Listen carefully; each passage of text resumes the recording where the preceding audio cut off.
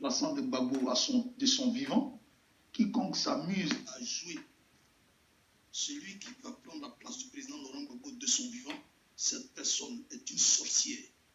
Et en l'occurrence, Simone Ive est la plus grande sorcière, alias Kalaba la sorcière. C'est elle qui divise le Front populaire ivoirien en ce moment, où je vous parle. Pour des partisans, elle a réussi à savoir des sympathisants, elle a réussi à fragiliser le cœur des individus les plus coriaces qui étaient au combat. Elle a fragilisé la lutte et la résistance. Actuellement, elle est en train de danser. Elle tue mouton, elle tue cabri, elle festoie. Et c'est son problème. Très à l'aise dans ce domaine. Laissez-moi vous dire, laissez-moi vous expliquer. Qui est Simone Gbagbo? Qui est Simone Ive? Parce qu'il y a une lettre de divorce qui a été déposée. Ça, il faut que vous le sachiez. Bientôt, elle ne sera plus Simone Gbagbo. Elle lutte pour que ce nom en lui reste. Et pour qu'on ait dans la marque, dans l'esprit, Simone Gbagbo. Sinon, c'est fait. Le président Laurent Gbagbo ne veut plus d'elle. Elle-même, elle sait que le président Laurent Gbagbo ne veut plus d'elle. Il ne veut même plus la sentir. Mais comme ils sont dans le même parti, raison pour laquelle elle est là. Bon, je vous informe, en 2000, quand le Front populaire ivoirien a pris le pouvoir, pour accéder au pouvoir d'État, cette dame, elle était première dame. Elle était aux côtés du président Laurent Gbagbo. Parce qu'on s'est dit qu'elle est politiquement chevronnée et qu'elle a été depuis le commencement. Donc, en principe, il y a beaucoup d'hommes dans ces propos. Du moment où on a connu la chute, où le parti a connu la chute à travers son leader qui est le président Laurent Gbagbo, il faut commencer à comprendre. Il faut commencer à dire qui a fait quoi, pourquoi on en est arrivé là, qui a posé tel pas, quels sont ceux qui ont agi dans il faut mener toutes ces enquêtes-là. On n'est plus que victime d'une ignorance. Et quand nous avons compris réellement que c'est dans notre propre camp qu'il y a eu la et l'ennemi a frappé, les gens ont été corrompus et certains ont commencé à se dévoiler. La dernière personne sur laquelle le système focal se focalise et met beaucoup d'argent, met beaucoup de moyens, c'est Simone Ive Gbagbo. J'aimerais vous informer. C'est Simone Ive Gbagbo. Voilà. Elle a fait son Didi. Aujourd'hui, elle a un passeport diplomatique. Si elle pense qu'elle est encore l'épouse du président Laurent Gbagbo, pourquoi elle ne va pas à Belgique? Elle est restée là, campée dans sa position, parce qu'elle a une... La mission, c'est de sillonner tout l'étendue du pays. Récupérer tous les militants à sa guise et à sa cause. Tout simplement pour être à la tête du Front populaire et demander à ceux qui de maintenir Laurent Gbagbo là où il se trouve. En 2000, nous étions au pouvoir. Quand Laurent Gbagbo est au pouvoir, c'est tout le Front populaire ivoirien qui est au pouvoir. Ce sont les militants, c'est le peuple ivoirien en majorité qui est au pouvoir. Nous sommes au pouvoir. Simone Gbagbo, nous sommes au pouvoir. Aux élections législatives et municipales. Au niveau d'Abobo, elle est élue députée. Donc au niveau d'Abobo, nous organisons les municipales. Le Front populaire ivoirien a choisi un candidat du nom de Mobio. Ce Mobio-là est reconnu comme le candidat du Front populaire ivoirien. Simone Gbagbo, pour son intérêt personnel et pour son ambition personnelle, pour avoir des gens, parce qu'elle a cette ambition-là demain d'être à la tête du parti et puis chercher à être présidente.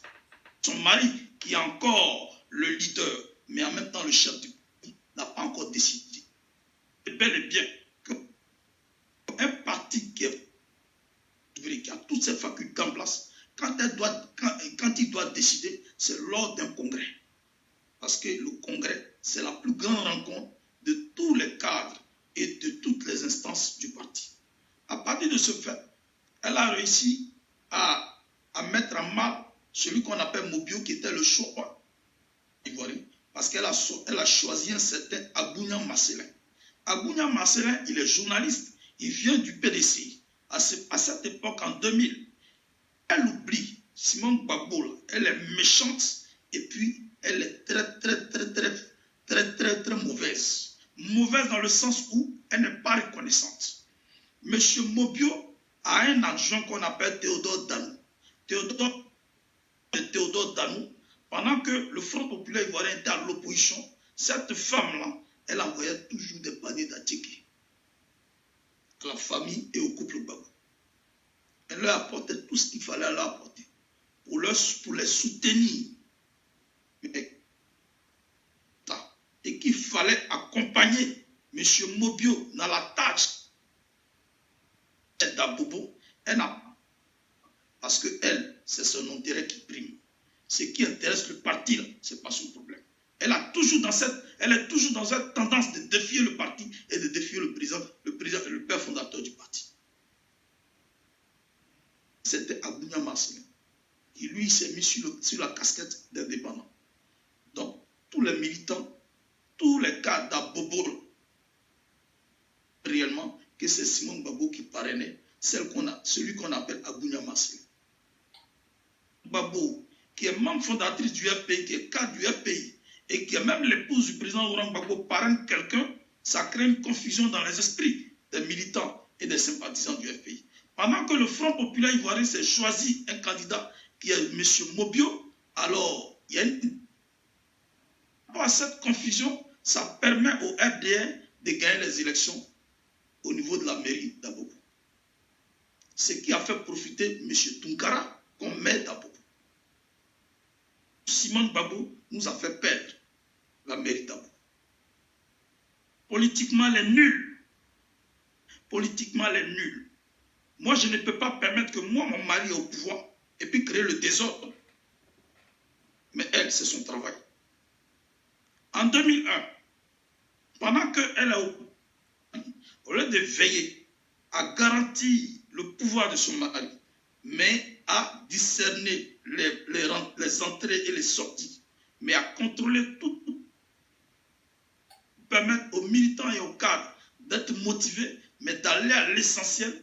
Ce qui l'intéressait, c'était de s'occuper de ce que son mari cherchait femme, son mari courtisait les femmes, c'est rentré ici, c'est sorti. En grande surprise, cette même dernière qui prônait Dieu, qui évoque midi soir, et qui a même conduit Laurent Gbagbo auprès des hommes de Dieu, où Laurent est Jésus-Christ, et il s'est fait délivrer par le prophète Kakou Sévérin en 1998, et que le président Laurent Gbagbo a accepté Dieu. Elle, qui prend Dieu, elle se permet de sortir avec les subalternes de son mari. Quand tu couches avec ton aide de camp, ça devient quoi?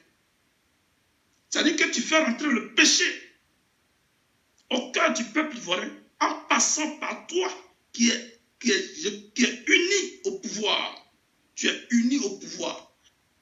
Toi est sacré. Parce que Laurent Gbagbo, dans une chambre cachée, était en train de prier pour dire Seigneur, tu m'as donné ce pouvoir, permets que tout rentre dans l'ordre et que je puisse avoir accès au pouvoir, mais gérer le pouvoir dans le calme. Cette prière a été favorable aux yeux et au cœur de Dieu. Et Dieu merci, le peuple est sautant. Les unes ont parlé. Gbagbo a prêté serment. Il est en train de diriger. Toi, tu ne veux pas l'aider à diriger, mais toi, tu passes ton temps, ces garçons qui t'intéressent. Et tu te permets de sortir avec ton aide de camp. Et tu crois que le président va prendre son temps à s'occuper de toi. Mais le monsieur, il a souffert. Quand il a appris ça, il a été très choqué. Donc, il fallait qu'il trouve ton remplaçant. C'est ainsi qu'il a demandé à Bokadoudou, père son âme, d'aller doter. C'est-à-dire lui-même, il a demandé, je vais doter Nadi Bamba, je vais doter cette jeune fille-là. Parce qu'elle me respecte beaucoup, elle m'écoute beaucoup. Non seulement elle est journaliste, et puis elle prend soin de moi. Donc, mon frère Boga, permets-moi de doter cette dame. Nadi a été dotée. Depuis lors, c'est Nadi qui est maintenant le penchant du président Laurent. Gbagbo t'a pas chassé. Laurent Gbagbo t'a permis de conserver ton poste et ta position de première dame. Et puis aux yeux du monde, personne n'a osé te dire quoi. Les gens avaient toujours du respect pour toi. Et les gens ont toujours du respect pour toi. Mais là où tu es en train de partir, on est obligé de parler. Et puis cette dernière Nadi, elle nous a rendu beaucoup de services, elle continue de nous rendre service.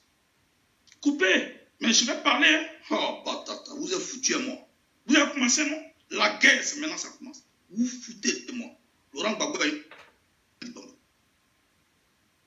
Et puis, avec son aide de camp qui est CK, c'est son aide de camp.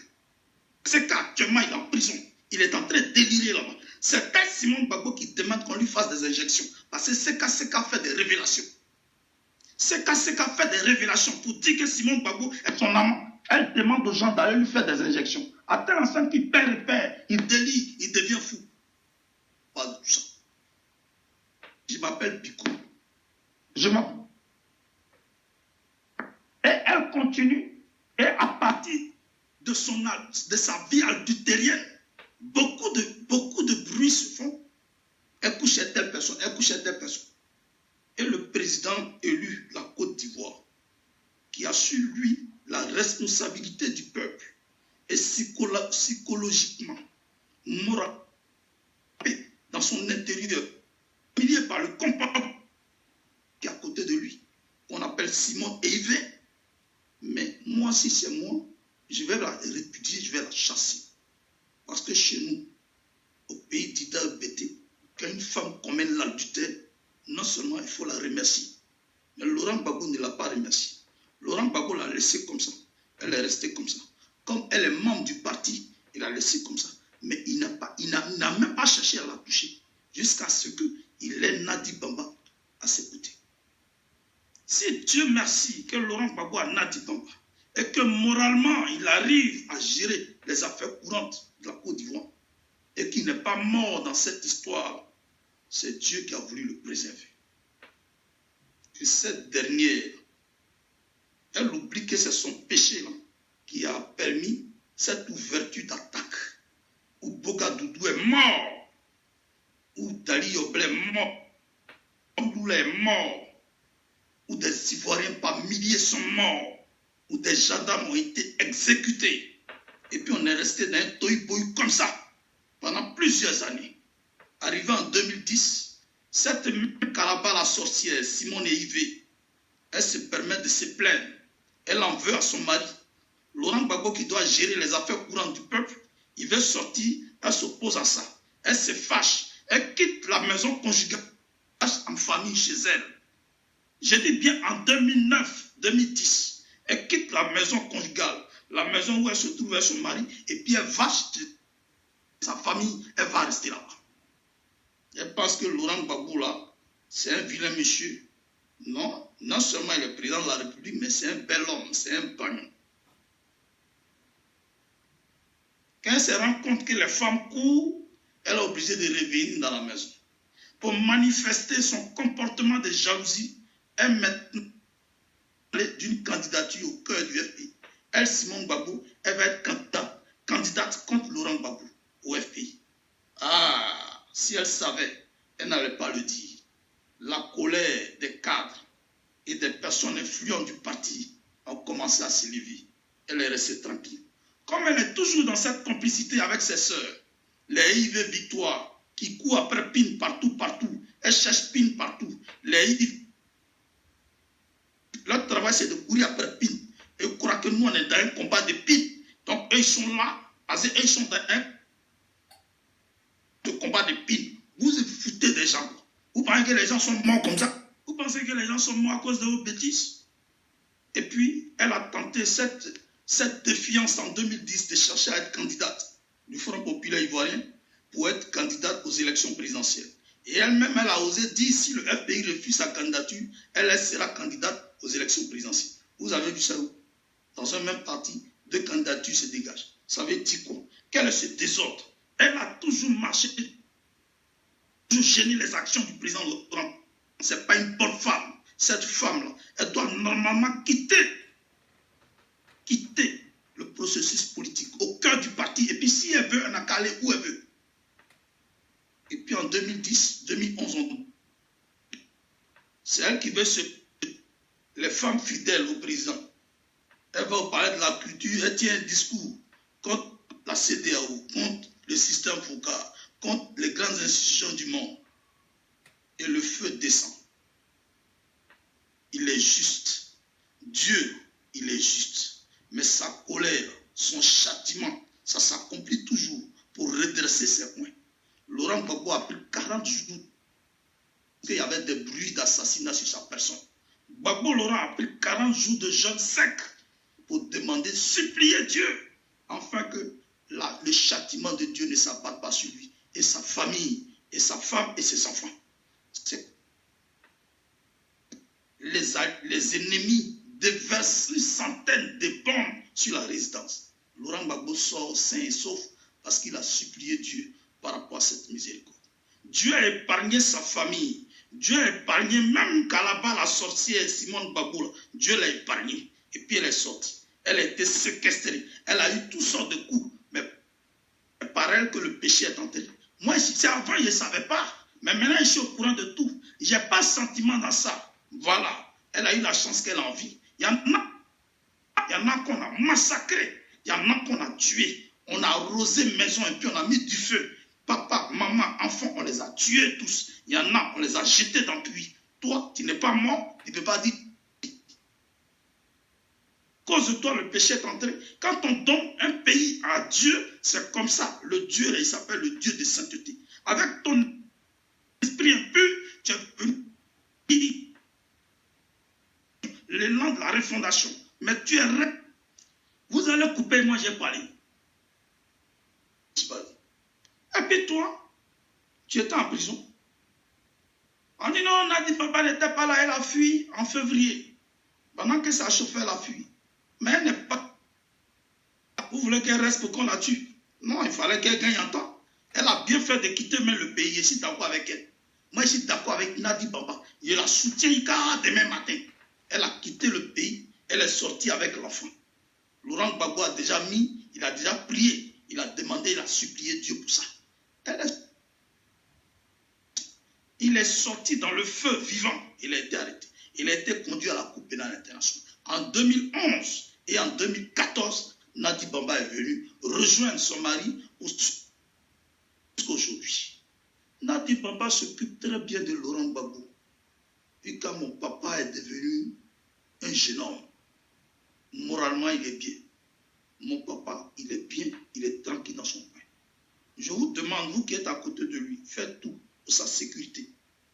En tout cas, sécurisez autour de lui.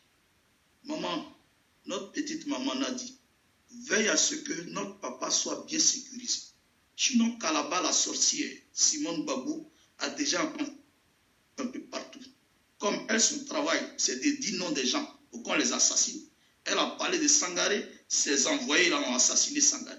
Elle est en train de défier Laurent Gbagbo. Elle dit même que ceux qui demandent la libération de Laurent Gbagbo arrivent de Satan. Elle-même, elle est diable, elle est diablesse, elle est Satan.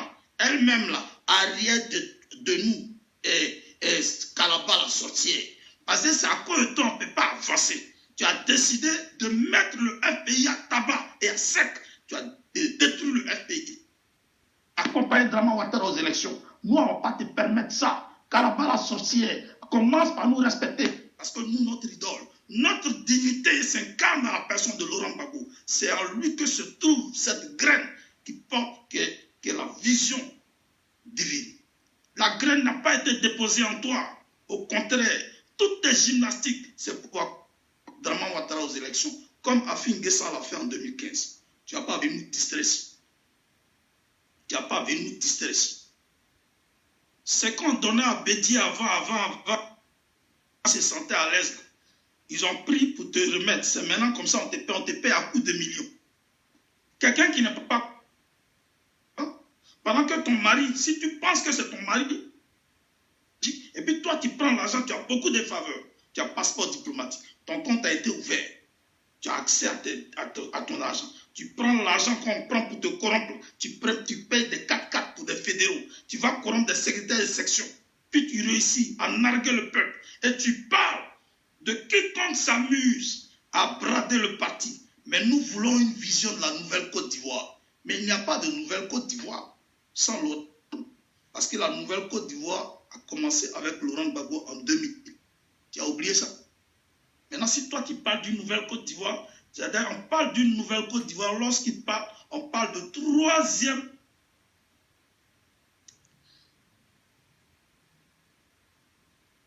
La deuxième constitution. Ça nous a donné accès à la deuxième république. Dramane Ouattara a une côte. Aujourd'hui, ça donne accès à la troisième république. C'est de cette république-là que tu parles et que tu appelles la Côte d'Ivoire nouvelle. Nous nous battrons pour que cette Côte d'Ivoire nouvelle puisse vivre de pays d'année en année. Ce n'est pas avec nous que tu vas faire c'est pas avec nous que tu vas engager ta lugubre. Ce n'est pas avec nous que tu vas faire ça. Simone et Yves Babo, je ne te dirai même pas de te ressaisir, mais je te dirai d'avoir le courage de t'afficher.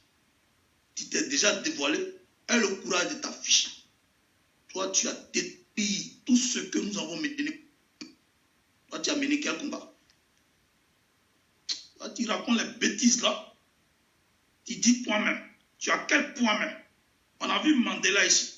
Mandela, sa femme, fait 7 ans de prison. Elle est meeting, sitting, conférence de presse.